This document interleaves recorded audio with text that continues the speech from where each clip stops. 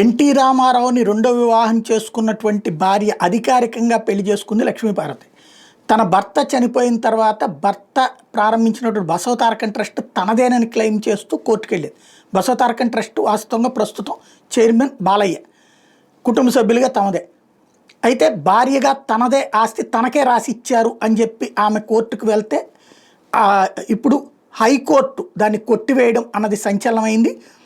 1995 November 18 Nandamuri Taraka Ramarao Basavatarakam ట్రస్ట్ని ట్రస్ట్కి తనను managing ట్రస్టీగా నియమించారంటూ, అలాగే తనని ఇప్పుడు నియమించాలని కోరుతూ లక్ష్మీపార్వతి వేసినటువంటి పిటిషన్ని తెలంగాణ హైకోర్టు తోసిపుచ్చింది. ఈ బిల్లుని నిరూపించేటటువంటి క్రమంలో సిటీ సివిల్ కోర్టు, దిగువన ఉన్నటువంటి కోర్టు చట్టం నిర్దేశించిన ప్రొసీజర్ని అనుసరించలేదని స్పష్టం చేసింది. వాస్తవంగా కింద కోర్టు ఆమెకే ఆ హక్కును కల్పించింది. దాని మీద సవాల్ చేస్తే చివరికి లక్ష్మీపార్వతికి రివర్స్ అయింది.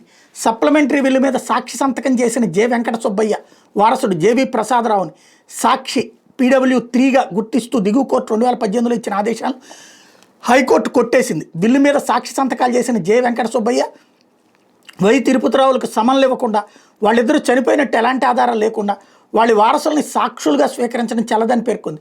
బిల్లు మీద సాక్షి సంతకం చేసిన వెంకట సుబ్బయ్య మరణించినట్టు నోటి మాట ఆధారంగా ఆయన కుమారుడు జేవి ప్రసాదరావుని PW3గా గుర్తించడం చెల్లదని పేర్కొంది. 1995లో రామారావు రాసినట్టు పేర్కొంటున్న సప్లిమెంటరీ బిల్లు ప్రకారం బసవతారకం ట్రస్ట్కి తనను మేనేజింగ్ ట్రస్టీగా నియమించాలని 2009లో లక్ష్మీపార్వతి సిటీ సివిల్ కోర్టులో ట్రస్ట్ ఓపీ పిటిషన్ దాఖలు చేశారు. సప్లిమెంటరీ బిల్లో సంతకం చేసిన వెంకట సుబ్బయ్య మరణించిన నేపథ్యంలో ఆయన కుమారుడు ప్రసాదరావును విట్నెస్గా గుర్తించాలని పిటిషన్ లక్ష్మీపార్వతి కోరారు. అలాగే తన తండ్రి వెంకట సుబ్బయ్య మరణించారని, రామారావు విల్లు రాసిన విషయం నిజమేనని, తన తండ్రి తనకు సమాచారం ఇచ్చారని జేవి ప్రసాదరావు అఫిడవిట్లో పేర్కొన్నారు. దీంతో దిగువ కోర్టు PW3గా ప్రసాదరావును విచారించేందుకు అంగీకరించింది.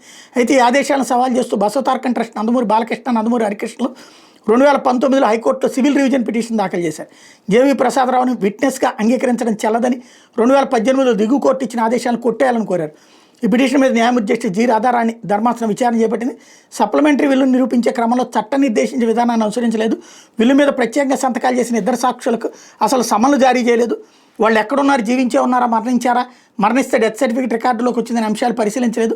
బిల్లు మీద సంతకాలు చేసిన ఇద్దరు సాక్షులు మరణించారని కేవలం నోటిమాట ద్వారా చేసిన విజ్ఞప్తిని అంగీకరించి వాళ్ళ వారసులను సాక్షులుగా గుర్తించడం చెల్లదు అని పేర్కొంది. వాస్తవంగా టెక్నికల్గా అయితే ఆమెది అని తేలుతుంది. ఇప్పుడు బిల్లు కూడా ఉంది, కానీ ఆ బిల్లులో ఇప్పుడు టెక్నికల్ ఆధారాల కారణంగా వాళ్ళు చనిపోయారు కాబట్టి, చచ్చిపోయారో లేదో వాళ్ళకి నోటీసులు ఇవ్వలేదు కాబట్టి కింద కోర్టు ఇచ్చినటువంటి ఆదేశాలు చెల్లవంది. అంటే ఇప్పుడు దీని మీద మళ్ళీ ఈమె సుప్రీంకోర్టుకు వెళ్తే ఈ సిస్టమ్ ప్రకారం నడిస్తే ఇంకో 15-20 ఏళ్ళు ఆవిడ వయసు రీత్యా అంతకాలం ఉంటుందా, ఇది అంతకాలం ఆరోగ్యంగా నిలబడి పోరాడగలుగుతుందా, కానీ సాధించి ఏం చేస్తుంది అనేది తెలియదు.